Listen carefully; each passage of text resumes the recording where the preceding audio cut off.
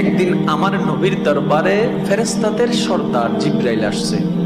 আমার নবী কথায় কথায় বললেন, ইয়া আখি জিব্রাইল, ও আমার ভাই জিব্রাইল, তোমার নাকি 600 ডানা আছে, 600 পাখা আছে। ইয়া রাসূলুল্লাহ, আল্লাহ তোমাকে 600 পাখা দিয়েছেন, তো তুমি কয়টা ব্যবহার করো? বেশি লাগে না, আসমান জমিন ডিউটি করতে একটা হইলে যথেষ্ট। মানে একটা দিয়ে চাপড় মারলে হয়ে আছে, বাকি 599 ব্যবহার করা লাগে।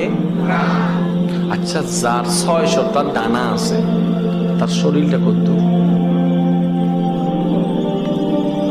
একটু বুঝার চেষ্টা করে না। যার আর ডানা ইঙ্কিও আছে, রে ফাঁকির ডানা না। জিব্রাইল যেমন তার ডানাও। আমার নবী বললেন, জিব্রাইল মনোযোগ মনোযোগ, নবী কথা বলছেন নূরের ফেরেশতা সর্দার জিব্রাইলের সাথে। কাদের নবী?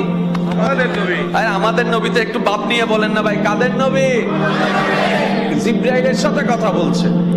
আমার নবী বললেন, ভাই জিব্রাইল, আচ্ছা তোমার দেহটা একটু কত বড়, আমার একটু দেখতে ইচ্ছে করতেছে, একটু দেখাও। তখন জিব্রাইল বললেন, ইয়া রাসূলুল্লাহ, আমাকে ক্ষমা করবেন, আল্লাহ